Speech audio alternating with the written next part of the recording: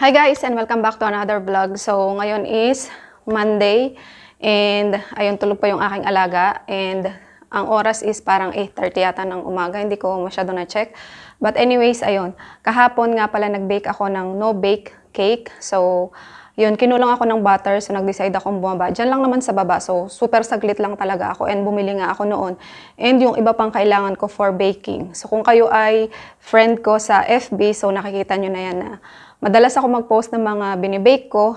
And ayun, kulang na kulang ako sa gamit. Alam niyo, pinakang basic, yung whisk ko, wala ako noon. So buti na lang sa baba meron na ngayon. And bumili din ako ng electric mixer. Yung hand mixer lang, hindi yung asin talagang yung, alam niyo yun, yung talagang bongacious na mixer kasi mahal yun. So doon na lang muna tayo sa pinakang simple. So yun, excited akong gamitin and ipapakita ko nga sa inyo yung the rest ng napamili ko pa. Diyan lang nga sa baba at yun yung Malka Market. So hindi ko lang maipapakita sa inyo kung magkano kasi nga sira daw yung computer nila and wala akong resibo. But anyways, this will be a mini grocery haul and ito yung mga makikita nyong pwede nyong mabili dito sa Israel. And yun, after the lockdown, kung kayo may planong bumisita dito, so maybe you would like to buy one of these things. So yun, para magkaroon kayo ng idea. So yun, wag na natin patagalin and let's get started. So unahin natin ito. So this is Doritos. Naubusan na kasi ako ng chichirya. So, ang flavor nito is chamutz harif o chamutz is sour and harif is spicy. So, yun. Tama. Chamutz harif. Ayan. And, bumili pa ako ng isa pa. Ay, hindi pala Doritos yung binili ko. So, ito. So, this is one of my favorite snack here in Israel. So, this is Bamba. So, buti na lang may presyo siya. Ayan. 4.50 agorot, 450 shekels. So, ayan. So, this is Khatif Botnim or peanut snack. So, ayan. Kung pupunta kayo dito, so try this one kasi masarap siya talaga. Kung kayo ay mahilig sa peanut butter. So, ayan. Magiging paborito to ng kapatid ko kasi mahilig yun sa peanut butter. So, ayan. And, ito yung pangatlong chichirya na binili natin. I know hindi maganda ang chichirya sa katawan, but minsan-minsan lang naman, di ba? So, this is Cheetos and ang flavor niya is cheese. Betaam Givina. So, ayan. Masarap din to. So, kung kayo dito sa Israel, try this one kasi talagang masarap siya. Hindi kayo magsisisi pag binili nyo. Okay, so, bumili ako nitong sibuyas kasi naubusan na kami. Nagpabili ako sa anak ng alaga ko but ayun, nalimutan niya ulit. So, magpapabili na lang ulit ako. So, ito. Yung binili kong sibuyas, 4 na piraso lang naman hanggang sa end of this week. So, bago naman magtapos yung linggo natin, magdadala na sila ng pagkain dito. So, hindi ko na dinamihan yung binili ko. So, bumili din ako nito. So, this is Shamenet Le'Aktsafa. So, whipped cream. So, kailangan ko to kasi gusto kong gumawa ng Graham de leche. But, wala rin akong Graham crackers. So, ang gagamitin ko is Petit Bear. So, yung kanya magiging substitute. So, kailangan ko nito. So, ayan. And, bumili din ako nitong so, ito, kay Makita, Laban, Bahir. So, kasi ang binili ng anak ng alaga ko is yung self-raising flour. So, yun, parang yun yung naging problema dun sa bini ko na, alam niyo yung ensaymada. Hindi maganda yung texture niya. But anyways, ito bumili na nga ako. And, bumili rin ako nitong aluminum tray yung binili ko. And yan, may presyo. 9.90 or 10 shekels and 8 na piraso siya. So, ayan, magagamit ko rin to sa pagbe-bake natin ng mga kung ano-ano. And ito na nga. Ay, meron pa pala akong binili. So, Snickers na white. So, masarap siya. Compare doon sa, alam niyo doon sa chocolate, yung as in talagang doon sa regular na Snickers. Hindi na ako bumili noon, but ito, masarap siya talaga. Try nyo. Nakalagay pala dito is limited edition. So, ayan. Try nyo. Sarap yan. And, ito, bumili din ako nito. Kinder Bueno. So, I think paborito to ng aking tita, kung di ako nagkakamali. So, ngayon lang ako makakakain nito. And, ang bala ko kasi dito is pang toppings ko doon sa cake na gagawin natin mamaya. Tatapusin na natin yung cake na sinabi ko nga sa inyo na alam nyo yun na binake ko kahapon. So, ayun. And, ito yung whisk. Hindi ko alam kung sa akin pa ba nakatapat yung camera kasi parang umikot siya. So, ikot natin ng unti. Parang, so, ayan. So, ito yung whisk. Hindi ko alam kung magkano kasi nga walang nakalagay. Wire whisk ang nakalagay sa kanya. So, ayun, kahit paano, hindi na ako gagamit ng tinidor. Kasi alam nyo yun, pag naghahalo ako ng butter, ayan, ang ginagamit ko is tinidor. So, finally, meron na silang tindang ganito. And bumili din ako. Ito yung talagang target ko kung bakit ako bumili sa baba, di ba? So, ayan. So, this is butter, Nuva Khem'a. 100% Khem'a. So, ayan. And ito na yung gustong-gusto kong ipakita talaga sa inyo. Ayan. So, finally, meron na tayo, di ba? So, ayan. This is from Fix Electric. May Arbeliad.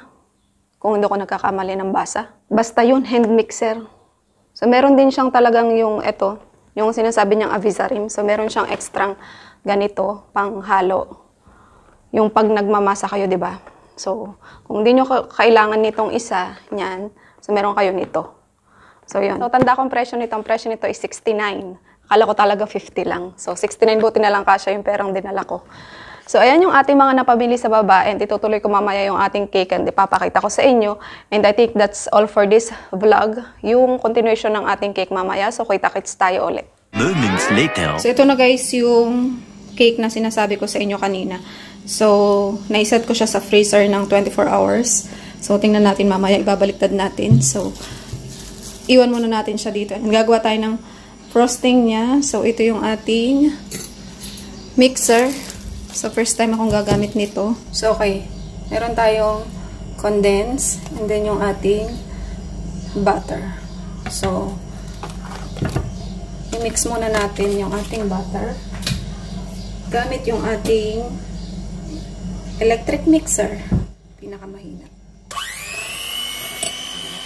Lagyan na ng gatas. Tingnan natin kung hindi tatalsik. So, 1/4 yun na ilagay ko. Ayoko na masyadong matamis.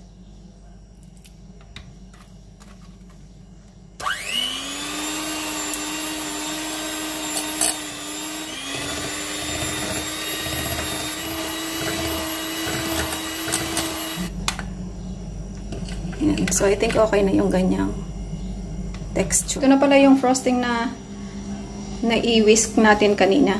So, mamaya i-assemble natin yung cake. So, yun yung ating cake. I-flip over natin. Tingnan natin kung success ba. Nakabahan ako. Okay lang. 1, 2. Parang hindi mapatay. Pero tingnan natin. Tada!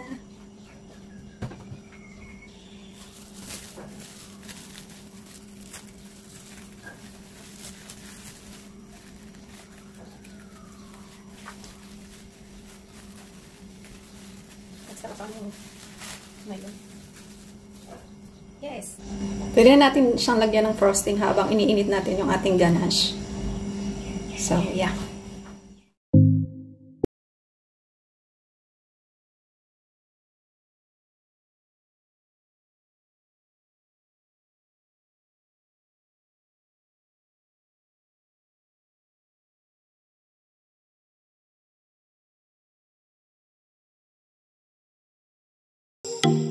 Hindi nag-okay yung ating ganache, guys. Yung chocolate ganache.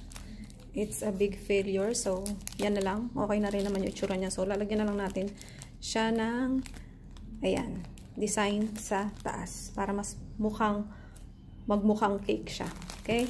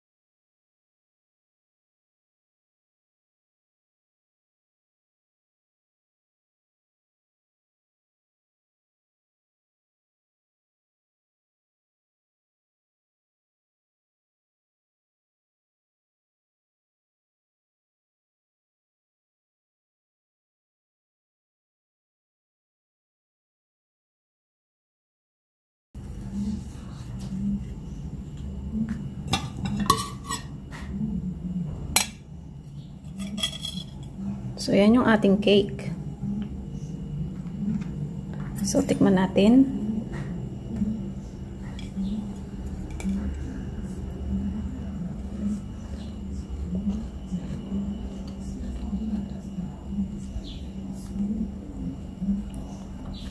Masarap siya. So, try nyo gumawa nito kasi sulit na sulit. Okay?